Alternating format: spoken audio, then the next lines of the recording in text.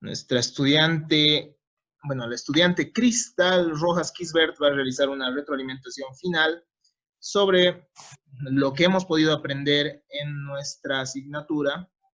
Y bueno, después vamos a complementar con algunos comentarios más, ¿no? Todos. Pues, adelante, Cristal. Bueno, buenos días, doctor. Buenos días, chicas. En este día yo les voy a dar una pequeña retroalimentación, con lo cual espero que les pueda ayudar bastante y así tengan aún más claro los conocimientos que hasta ahora en la materia de teoría de la responsabilidad ya lo tienen. A medida que vayamos avanzando en las diapositivas, si tienen alguna duda, igual la pueden ir realizando y si ven algún error ortográfico, mil disculpas. Bueno, comenzamos. Primero tenemos que empezar a hablar acerca de los sistemas del derecho positivo.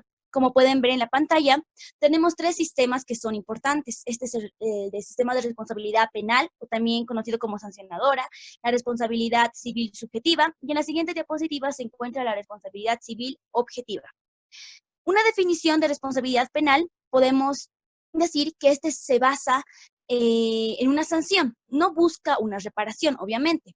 Mínimamente tiene que existir lo que es la conciencia de la persona, obviamente, y se basa en la capacidad de decisión, perdón, y del mismo modo se sustenta en la culpa. Sin embargo, en la responsabilidad civil subjetiva, como pueden ver los 4 elementos que tienen en la pantalla, necesitamos sí o sí a lo que es el daño, el nexo causal, los factores de atribución, que en este caso, en la responsabilidad civil subjetiva, es la culpa, y como último elemento, la antijuricidad del hecho dañoso, los cuales lo voy a ir desarrollando posteriormente. Para que lo tengan claro, es necesario que ustedes comprendan que si existe algún problema en el cual efectivamente hay un daño y demás, muchas veces he visto que ustedes piensan que simplemente al existir un elemento la persona ya es responsable, y esto está mal. ¿Por qué? Tienen que existir estos 4 elementos para que la persona sea responsable. Por ello lo vamos a ir desarrollando posteriormente. Ahora bien, dentro de la responsabilidad civil objetiva, también tenemos 4 elementos fundamentales. En este caso, la diferencia de este con la subjetiva es que los factores de atribución en este vienen a ser lo que es el riesgo. Ahora bien, iniciemos. La culpa.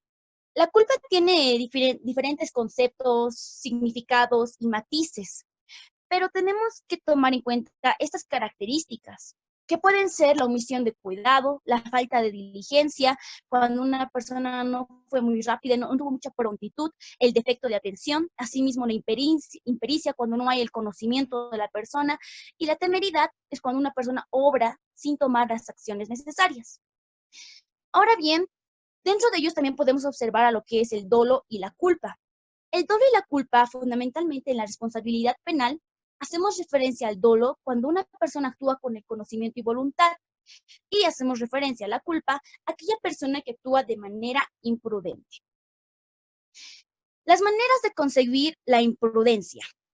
Tenemos 4 maneras en las cuales nosotros podemos concebir en sí qué es la imprudencia.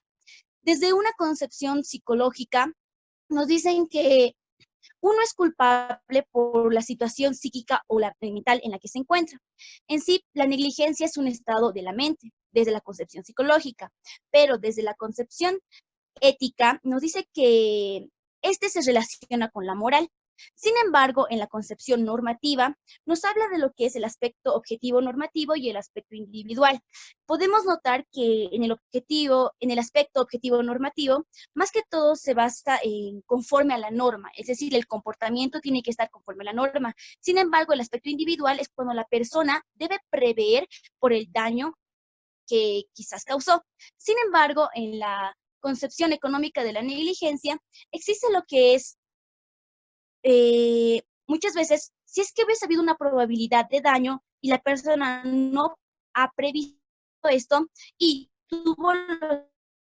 no tuvo los costos necesarios para prevenir, y así mismo los costos de prevención fueron muy bajos. Sin embargo, también es importante señalar las características de la diligencia. Para que una persona sea diligente, tenemos 4 características. Por ejemplo, Luis Díaz Picasso nos dice estas características, los cuales son el modelo y grado de diligencia. en los cuales se mide el grado de diligencia con lo que es el buen padre de familia, el cual ya lo hemos ido revisando anteriormente, con lo que es el hombre razonable. Sin embargo, el segundo elemento es aquel factor de diligencia. Esto es muy importante porque acá tenemos que ver lo que es si el daño es imprevisible e inevitable, no hay culpa. Sin embargo, en la previsibilidad y el deber de prever los daños, tenemos que tener en cuenta si es que un daño es imprevisible, sencillamente nosotros podemos decir que no se puede pagar por ese daño. Sin embargo, si ya nos vamos ahora a lo que son los tipos de culpa, podemos hacer referencia a la culpa objetiva y a la culpa subjetiva. Como pueden ver en la diapositiva, la culpa objetiva es ir contra el bonus pater familia. Este más que todo se basa en la culpa in abstracto. ¿Qué nos dice la culpa in abstracto? ¿Qué habría hecho una persona en la misma situación de la misma? En ese instante, si es que ocurrió un problema, un daño, ¿qué hubiese hecho otra persona en esa misma situación? Sin embargo, la culpa subjetiva, más que todo, examina lo que es las facultades físicas de la persona al cometer el daño. Es decir, hace referencia a una comparación con una persona razonable. Ojo, no debemos confundir esto con la responsabilidad subjetiva y la responsabilidad objetiva, porque esto es totalmente diferente. Estamos hablando acá de la culpa objetiva y la culpa subjetiva. Dentro de la culpa subjetiva, nosotros podemos encontrar a lo que es la culpa en concreto. Pero, ¿qué es este? Este significa, haciéndonos una pregunta, ¿qué habría hecho una persona en las mismas desventajas y en la misma situación de la persona? Y entonces hacemos esta pregunta y nosotros podemos responder. Ahora bien, cabe destacar que dentro de los grados de la culpa subjetiva tenemos 3 grados fundamentales: culpa grave, culpa leve y culpa levísima. En nuestro código no se encuentra lo que es la culpa leve y tampoco la culpa levísima, pero sí la culpa grave. En este caso es hacer el no uso de la diligencia cuando todas las personas hubiesen hecho algo diferente a lo que nosotros hicimos en ese momento. Pasemos a la siguiente diapositiva. Acá vamos a ver a lo que es el daño, como uno de los factores y elementos igual de la responsabilidad subjetiva y también de la objetiva. El daño nosotros podemos ver como aquellas acciones y omisiones.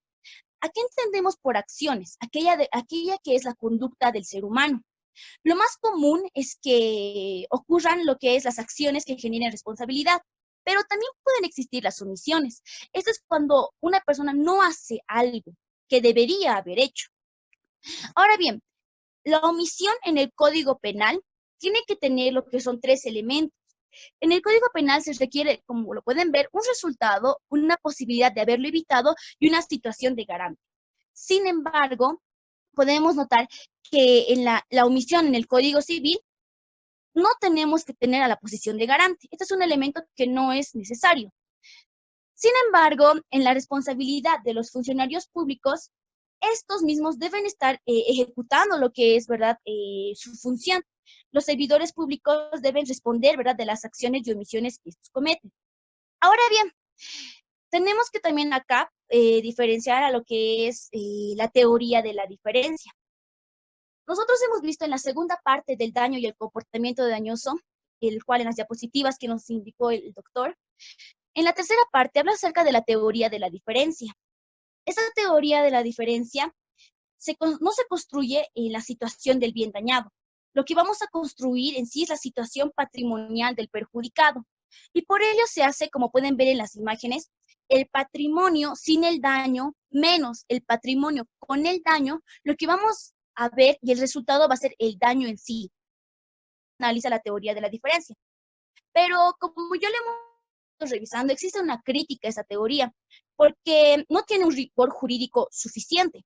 Sin embargo, asimismo, para hablar de antijuricidad de los daños extracontractuales, también es un elemento dentro de la responsabilidad civil, subjetiva y objetiva, referencia igual, obviamente, a la omisión de los daños. Sin embargo, en la antijuricidad, no es en sí la lesión de los derechos subjetivos, tampoco es el incumplimiento de los deberes jurídicos. Dentro de esto, de la antijuricidad en los derechos contractuales, podemos tener elementos fundamentales, el cual es la antijuricidad formal y la antijuricidad material. La antijuricidad formal se encuentra ir en contra de la Constitución. política. Sin embargo, la antijuricidad material habla más que todo algo que es indeseable para el ordenamiento jurídico. Es decir, una valoración negativa a ciertos hechos que el humano puede cometer. Sin embargo, también tenemos acá lo que es la clasificación del daño. Nosotros sí podemos clasificar el daño en daño patrimonial y el daño extrapatrimonial. ¿A qué hacemos referencia cuando hablamos de daño patrimonial? El daño patrimonial es en sí una lesión a los derechos que son de naturaleza económica. Podemos tener al daño emergente y al lucro cesante. El daño emergente es en sí aquella disminución o empobrecimiento del bien de una persona. Podemos decir que esta es efectiva y real. Sin embargo, en el lucro cesante, el daño es el no incremento del patrimonio. Podemos decir que la ganancia que la persona tenía que percibir ya no la percibe.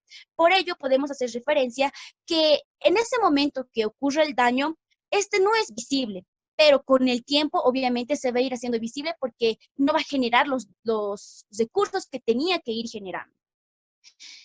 Dentro de este, es importante también valorar las causas de justificación del hecho. Quizás dentro del ejemplo que tengamos podemos decir, sí, existe daño, pero también podemos justificar el hecho para defender a una persona. Estas causas de justificación del hecho pueden ser la legítima defensa y el estado de necesidad. ¿Qué es la legítima defensa? Esto es en relación a actuar en defensa de uno mismo. Sin embargo, el estado de necesidad es obviamente causar un mal, pero el daño tiene que ser menor al que se trata de evitar. En la siguiente diapositiva vamos a ver lo que es el nexo causal. ¿Qué es el nexo causal? Este nexo causal, como pueden leer, es una relación entre el hecho y el hecho dañoso. Sin embargo, dentro de la responsabilidad subjetiva, podemos notar que más que todo, este se liga a la culpa con el daño, pero en la responsabilidad objetiva, este se liga al hecho con el daño mismo. Dentro de este, nosotros tenemos a lo que es, ya lo hemos ido viendo y hemos realizado también unos videos, los cuales son distintas teorías. Tenemos la teoría de la equivalencia, teoría de la causa próxima y demás. La teoría de la equivalencia de condiciones, tenemos que hacer referencia principalmente a la condición sine qua non. Esto quiere decir que si esa causa no se hubiese suscitado, el daño no hubiese ocurrido. Es decir, a la causa que algo que no se hubiese suscitado y eso mismo no hubiese ocurrido. Segundo, en la teoría de la causa próxima es aquello que es lo más próximo, pero el problema de este es que hace invisible a los terceros, ¿verdad? Sin embargo, también en la teoría de la causa adecuada, que es el más quizás más aceptable, es aquella causa que es la más adecuada. Esto nos decía von Chris, el cual es una teoría que ha sido desarrollada por él mismo y tenemos que respondernos a una pregunta. Es decir, la acción u omisión del presunto responsable era capaz de ocasionar normalmente un daño. Y bueno, si nosotros respondemos sí, entonces sí hay lo que es el nexo causal, obviamente. Y si respondemos no, entonces podemos también decir que sí podemos justificar el hecho de la persona. Sin embargo, ya finalizando, tenemos a lo que son los factores de atribución. Esto debemos diferenciarlo muy bien porque es diferente tanto para la responsabilidad subjetiva y para la responsabilidad objetiva. En la responsabilidad subjetiva existe lo que es el dolo y la culpa. Podemos hacer referencia al artículo 984 del Código Civil Boliviano, en el cual dice que quien con un hecho doloso o culposo ocasiona un daño injusto tiene que resarcirlo. Y lo que hemos ido señalando anteriormente de la culpa, el daño y demás, igual van a estar dentro de lo que es la responsabilidad subjetiva. Dentro de este, como ya lo habíamos visto igual y les vuelvo a repetir, la culpa tiene que ser vista desde la previsibilidad y la evitabilidad. Sin embargo, en los factores de atribución, en la responsabilidad objetiva, no tiene que existir la culpa. Y esto lo vemos muy claro en el artículo 998 del Código Civil Boliviano, que nos indica quien con el desempeño de una actividad peligrosa genere daño. Y eso es lo que nosotros hemos mencionado, que el factor de atribución vendría a ser el riesgo. Por ello, muchas veces quien con su actividad genera riesgo, obviamente debe soportar las consecuencias del mismo. Sin embargo, algunas veces, algunas cosas son útiles para nuestra vida y son necesarias, pero obviamente generan riesgo. Una cocina sí puede generar riesgo, pero es necesario, ¿verdad?, para nosotros. Y del mismo modo, las personas tienen que asumir la responsabilidad del mismo. Y ya a partir de ahí nosotros hemos ido revisando lo que es la responsabilidad de empleados, de animales, de edificio, de padres, de tutores y demás, los cuales complementan y ayudan a este tema. Es decir, que tenemos que tener muy en claro todo lo que les he ido mencionando para así poder adentrarnos a lo que ya hemos ido mencionando anteriormente con el doctor acerca de la responsabilidad de empleados, animales, etcétera.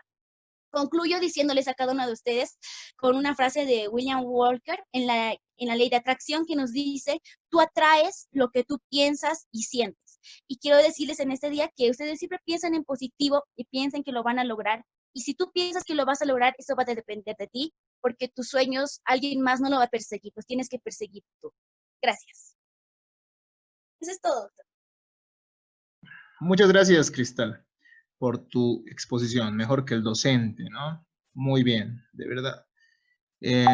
Espero que les haya quedado claro a todos ustedes los contenidos de la asignatura y, bueno, felicitarlas nuevamente por el desempeño que han tenido. Esfuércense, como dice Cristal, bueno, sí, hay que tener siempre esa energía positiva. Y más allá de eso, tenemos que tener además, debemos esforzarnos, ¿no?